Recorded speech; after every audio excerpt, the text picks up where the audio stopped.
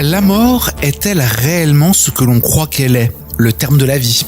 Et si, comme certains le pensent, elle était plutôt un nouveau départ, une porte de passage vers un au-delà où survivent les esprits ? Passage en revue des arguments en faveur de la vie après la mort.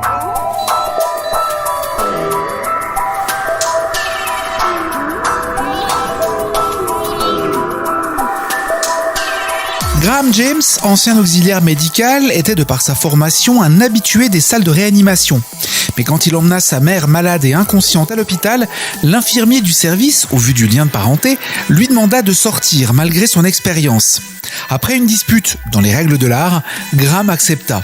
Il se souvient avoir suivi le couloir jusqu'à la salle d'attente où l'attendait un collègue.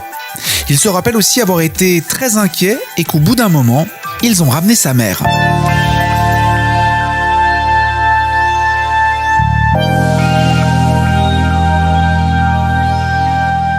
Ce n'est que 18 mois plus tard que Madame James partagea avec son fils l'expérience qu'elle avait vécue ce jour-là.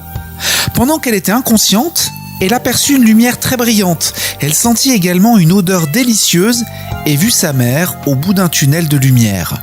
Mais c'est ce qu'elle dit ensuite qui fit vraiment dresser l'oreille à Graham.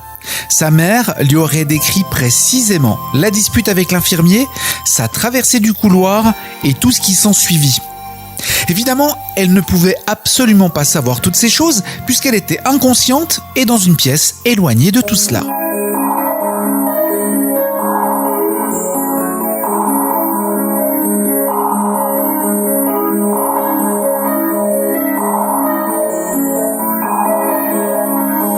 Ceux qui s'intéressent au paranormal pencheront immédiatement pour des hypothèses surnaturelles, telles que pendant que Madame James était en réanimation, elle aurait subi à la fois une expérience extracorporelle et une expérience de mort imminente.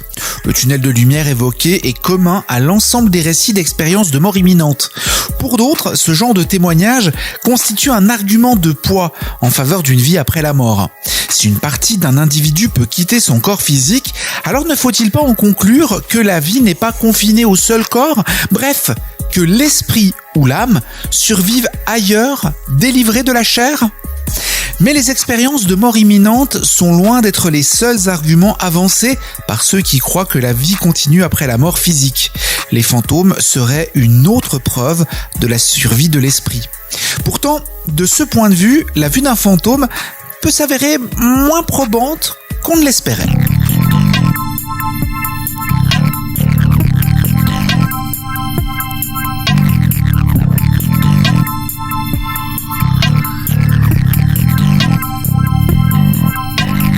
Il existe une théorie selon laquelle les fantômes ne seraient que l'enregistrement d'un événement qui a eu lieu à l'endroit où il se manifeste. Par exemple, quand on voit le fantôme d'un moine marchant le long d'un couloir, il peut s'agir d'un enregistrement de cette scène qui s'est enchâssée dans la structure de l'environnement, dans la mémoire des lieux, si vous préférez. Quand l'image est activée, on peut alors voir le fantôme du moine. Si cette théorie est exacte, la présence du moine n'est pas plus réelle que celle d'un acteur décédé sur une bande vidéo. Il y a cependant des histoires de fantômes qui vont à l'encontre de cette théorie. Certains fantômes semblent être capables d'agir sur leur environnement, suggérant par là qu'ils possèdent toujours une énergie vitale.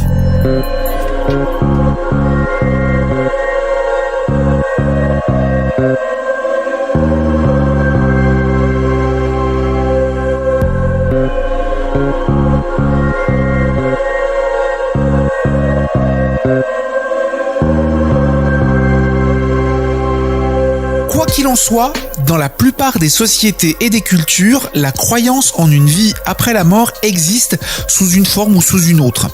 Et les similitudes entre ces croyances sont telles qu'elles doivent provenir d'expériences identiques, mais passées au filtre des mythologies locales, en fonction du lieu et de l'époque. En fait, il n'existe aucune culture qui n'ait partagé cette croyance à un moment ou à un autre de son histoire. Il est impossible de savoir s'il ne s'agit là que d'une forme de défense contre l'angoisse de la mort, ou si cette unanimité témoigne en faveur de l'existence objective d'un au-delà. Mais quelle que soit la vérité, une chose est certaine, tant que l'homme se rebellera contre l'idée de la mort, il ne cessera de chercher des indices d'une vie ailleurs.